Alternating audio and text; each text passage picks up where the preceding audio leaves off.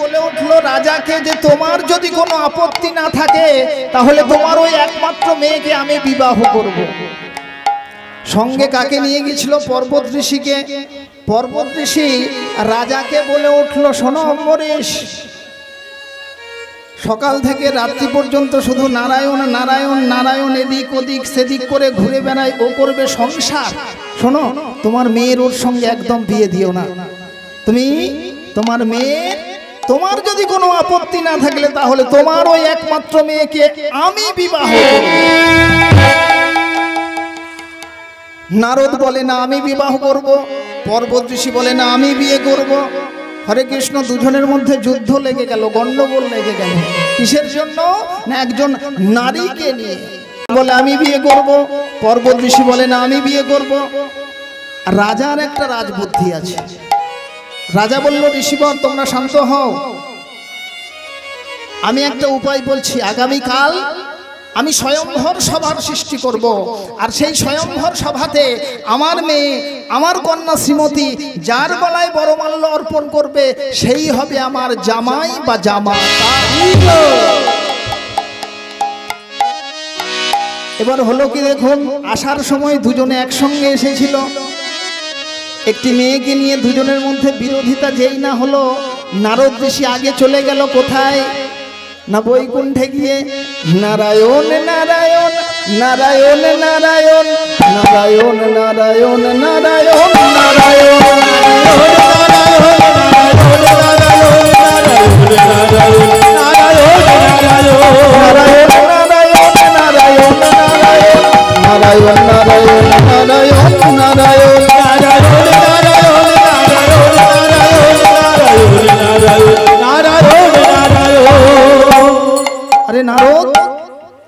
নারায়ণ। প্রভু নারদকে বলে, নারদ এ সময় তুমি? বলে প্রভু একটা দরকারে এসেছি। বলে কি দরকার?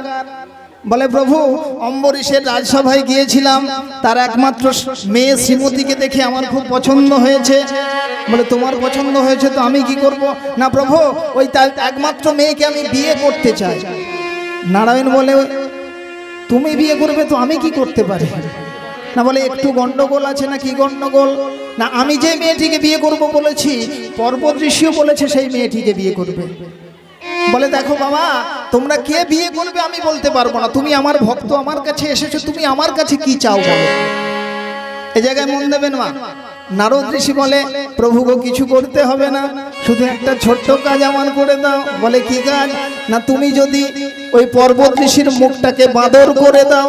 ওগো বাঁদরে করে দাও। হরে কৃষ্ণ মা। বলে প্রভু বিশেষ কিছু করতে হবে না, একটা ছোট্ট কাজ করে দিলেই হবে। কি কাজ? না তুমি যদি পর্বত ঋষির মুখটাকে বাঁদর করে দাও। কথাটা বোঝা গেল? একটা বাঁদর, বাঁদরের মতো মুখ যার হবে তার গলায় কি তার মেয়ে মালা দেবে? দেবে? তাহলে পর্বত ঋষির মুখটা যদি বাঁদর হয়ে যায়, মালাটা কার গলায় পড়বে? নারদের গলায়। হ্যাঁ, প্রভু বলল ঠিক আছে তাই হবে। যেই না বলে দিয়েছে তাই হবে। সঙ্গে সঙ্গে নারদ ঋষি করছে কি মা? আনন্দ ধরে না, আনন্দ ধরে না, আনন্দ ধরে না, আনন্দ ধরে না, আনন্দ ধরে না। এরকম আনন্দ ভাবে নাচতে নাচতে মনে মনে ভাবছে যে শ্রীমতী আমার হবে, আমি চলে যাই। মা যেই না বৈকুণ্ঠ দিকে নারদ চলে গেল, তার কিছুক্ষণ পরে পর্বত ঋষি এসে বলে প্রভু তোমার চরণে আমার প্রণাম। বলে আরে পর্বত তুমি কেন এসেছো গো? বলে একটা কাজে এসেছি। বলে কি কাজ? না আমি গিয়েছিলাম অম্বরীশের রাজসভায়, সেখানে তার একমাত্র মেয়ে শ্রীমতীকে দেখে আমার খুব ভালো লেগেছে, আমার খুব পছন্দ হয়েছে, আমি তাকে বিয়ে করতে চাই। হরে কৃষ্ণ মা। রাধে রাধে। হলো কি দেখুন, নারায়ণ বলে উঠল দেখো কে বিয়ে করবে আমি তো বলতে পারবো না, আমাকে কি করতে হবে সেটা বলো। পর্বত ঋষি বলে প্রভু বিশেষ কিছু করতে হবে না, তুমি ছোট্ট করে একটি কাজ করে দাও। বলে কি কাজ? না তুমি যদি নারদের মুখটাকে হনুমান করে দাও। হনুমান করে দাও। তাহলে বোঝা যাচ্ছে কি পর্বত ঋষি এসে বলে প্রভু তোমাকে বিশেষ কিছু করতে হবে না, তুমি শুধু ছোট্ট একটু কাজ করে দাও, তুমি ওই নারদ ঋষির মুখটাকে হনুমান করে দাও। ভগবান নারায়ণ তো মামা মনে মনে খুব হাসছে, বলে আচ্ছা ঠিক আছে তাই হবে। এবার যেই না বলেছে তাই হবে, পর্বত ঋষির আনন্দ ধরে না, শ্রীমতী আমার হবে, শ্রীমতী আমার হবে, ধনবান হবে, ধনবান হবে। হরে কৃষ্ণ বলে চলে গেল। এবার এই দুজনে, একজনের মুখটা হনুমানের মতো আর একজনের মুখটা বাদরের মতো, কেউ কিন্তু জানে না। কি দেখতে পাবে একজনকে না শ্রীমতী হাজির হলো কোথায়? দুজনে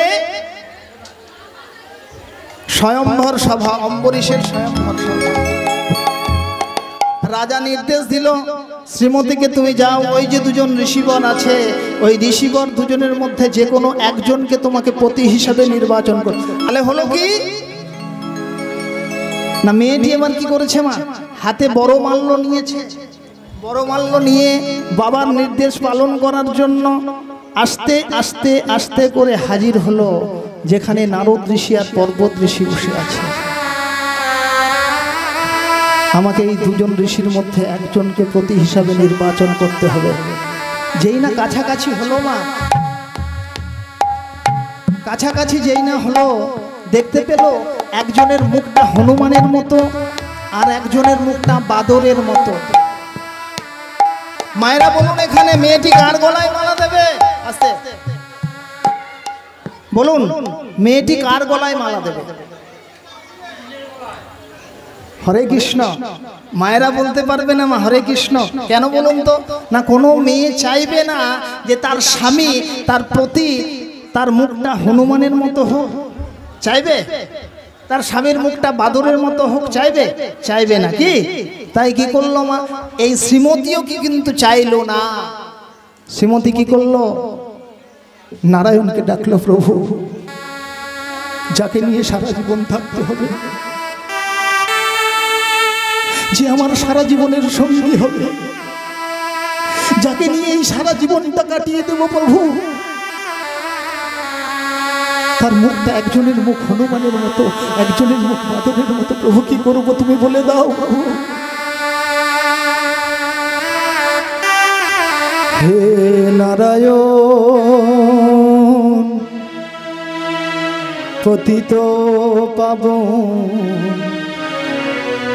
কৃপা করে একবার দাও দর্শন। হে নারায়ণ পতিত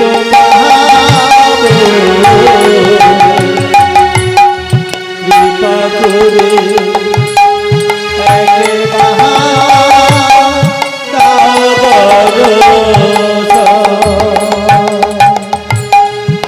অখিলাত্মা ভগবান সবকিছু সহ্য করতে পারে মা, কোনো ভক্ত নয়নের জল তিনি সহ্য করতে পারেন না। মেয়েটি নয়ন জলে বক্ষ প্লাবিত করতে করতে এই বিপদ থেকে মুক্তি পাওয়ার জন্য যেই না আমার শ্রীমন নারায়ণকে ডাকলো, প্রভু দেখা দাও, প্রভু দেখা দাও, প্রভু আমায় দেখা দাও। সঙ্গে সঙ্গে আমার বৈকুণ্ঠ অধিপতি শ্রীমন নারায়ণ এই রাজসভায় এসে কি করলো, শ্রীমতীকে নিয়ে চলে গেল কোথায় না বৈকুণ্ঠে। আর যেই না বৈকুণ্ঠে নিয়ে চলে গেল, এদিকে নারদ ঋষি আর পর্বত ঋষি মনে মনে চিন্তা করছে, ও বুঝি চিন্তা করছে যে এই বুঝি আমার গলায় মালা পড়লো। আর পর্বত ঋষি মনে মনে চিন্তা করছে এই বুঝি আমার গলায় মালা পড়লো। বেশ কিছুটা সময় কেটে গেল, যখন দেখলো যে দুজনের গলায় কারোর গলায় মালা পড়ছে না, তখন তারা কি করলো, যেই সামনের দিকে তাকালো, দেখলো শ্রীমতী যেই জায়গায় দাঁড়িয়েছিল সেই জায়গায় নাই। গেল কোথায়? ঋষিবর ধ্যান যোগে জানতে পারলো শ্রীমন নারায়ণ নিয়ে চলে গেছে, নিয়ে চলে গেল। এরা জানতে পারলো, ঋষিরা জানতে পারলো যে নারায়ণ মেয়েটিকে নিয়ে চলে গেছে। কি এবার এইগুলা জানতে পেরে এই নারদ ঋষি আর পর্বত ঋষি চলে গেল কোথায়? বৈকুণ্ঠে। বৈকুণ্ঠে গিয়ে নারায়ণকে বলে, প্রভু তোমার কাছে আমরা এসেছিলাম, যে ওই মেয়েটিকে বিবাহ করার জন্য, আর তোমার মনে যদি ওই মেয়েটিকে বিবাহ করার এত ইচ্ছা ছিল, তাহলে তুমি আমাকে বলে দিতে হয়, আমাদের বলে দিলেই তো আমরা চলে যেতাম। বলে ওরে তোরা আমার কাছে আয়। ডাকলো, দুজনকে দুটো দর্পণ আয়না দিল, বলে আয়নাতে ভালো করে মুখগুলো দেখ, তোদেরকে কোনো মেয়ে কি বিয়ে করবে? বলে কেন প্রভু? বলে দেখ আগে। যেই না আয়না দিল, দেখলো একজনের মুখটা হনুমানের মতো আর একজনের মুখটা বাঁদরের মতো। বলে আচ্ছা ঠিক আছে। বলে শোন, তোরা এই কাজ করতে যাবি না, আমার অম্বরীশ হলো আমার প্রিয় ভক্তমা। হলো কি না, বৈকুণ্ঠ থেকে এই নারদ ঋষি পর্বত ঋষি বেরিয়ে গেল, আর মনে মনে চিন্তা করলো যে আমরা আজকে কিছু একটা ব্যবস্থা করব। অম্বরীশের দেহ থেকে, অম্বরীশের মন থেকে নারায়ণের ভজন সাধন সব কিছু মুছিয়ে ঋষিবর দুজন কি করলো, মন দেবেন এই জায়গায়। নারদ ঋষি তার স্বীয় শক্তি আর পর্বত ঋষি তার নিজস্ব শক্তি। এই দুজন ঋষিবর নিজের স্বীয় শক্তি থেকে সেদিন একজন নারীকে সৃষ্টি করলো। হরে কৃষ্ণ। নারী এর নাম রাখলো কি? নাম রাখা হলো বিস্মৃতি। স্মৃতি মানে মনে রাখা, বিস্মৃতি মানে ভুলে যাওয়া। কি এবার এই বিস্মৃতিকে সৃষ্টি করলো, বিস্মৃতিকে আদেশ দিল তুমি যাও অম্বরীশের রাজসভায়, আর সেখানে গিয়ে অম্বরীশের দেহের মধ্যে প্রবেশ করবে। দেহের মধ্যে প্রবেশ করে অম্বরীশের মন থেকে, দেহ থেকে নারায়ণের ভজন সাধন সব কিছু মুছে দেবে। যেই না ঋষিদের আদেশ করলো, মেয়েটা চলে গেল অম্বরীশের রাজসভায়। অম্বরীশের রাজসভায় প্রবেশ করতে যাবে, এমন সময় সুদর্শন চক্র বুঝতে পারলো যে রাজার সমূহ বিপদ। তাই রাজা কি করলো? রাজা এই তিনজনকে, হরে কৃষ্ণ মা, সুদর্শন চক্র কি করলো না, এই তিনজনকে তাড়া করলো। বলে অম্বরীশের কোনো বিপদ করা যাবে না। আর এই চক্রের তারা খেয়ে নারদ ঋষি পর্বত ঋষি ছুটতে ছুটতে ছুটতে ছুটতে প্রভু প্রভু প্রভু প্রভু হরে নারদ আবার এসেছিস, পর্বত আবার এসেছিস, যাই মুহূর্তে বৈকুণ্ঠ থেকে। দুজন ঋষি চলে গেল, পড়ে রইল কে মা? কে গো? কথা বলুন মা, আমি আপনাদের বাড়ির ছেলে। পড়ে রইল কে না বিস্মৃতি। বিস্মৃতি পড়ে রইল। বিস্মৃতি নারায়ণের চরণে প্রণাম জানিয়ে বলে প্রভু আমার কি হবে? আমাকে তো ওই ঋষিবর সৃষ্টি করলো, তারা তো চলে গেল, এবার আমি কোথায় যাব? আমাকে একটা জায়গা করে দাও। শোনো বিস্মৃতি, এটা তো সত্য যুগ, এই সত্য যুগে তোমাকে আমি আমার মধ্যে ধারণ করে রাখবো। শোনো বিস্মৃতি, তারপরে আসবে তেতা যুগ, ওই তেতা যুগেও কিন্তু তোমাকে আমি আমার মধ্যে ধারণ করব। শোনো, তারপরে আসবে দাপর যুগ, এই দাপর যুগেও কিন্তু তোমাকে আমি আমার মধ্যে ধারণ করে রাখবো। জানো বিস্মৃতি, তারপরে যখন কলিযুগ আসবে, শোনো বিস্মৃতি, ওই কলিযুগে কিন্তু আমি যেদিন যাব, সেদিন কিন্তু তোমাকে আমি আমার মধ্যে রাখবো না। বলে প্রভু তাহলে এই কলিযুগে আমার ঠাঁই কোথায় হবে? কলিযুগে আমি স্থান কোথায় পাবো? আমি একটা ব্যবস্থা করছি। শোনো বিস্মৃতি, কলিযুগে তোমার কোথায় স্থান হবে জানো? কলিযুগে তোমার স্থান হবে কলিযুগের মাটিতে যারা জন্ম নেবে, কলিযুগের মাটিতে যারা নরনারী হয়ে আসবে, কলিযুগের মাটিতে যারা মানুষ হয়ে আসবে, কলিযুগের মাটিতে যারা নরনারী হয়ে জন্ম নেবে, তোমার স্থান হবে এই কলিযুগের প্রত্যেকটা মানুষের মধ্যে। প্রত্যেকটা মানুষের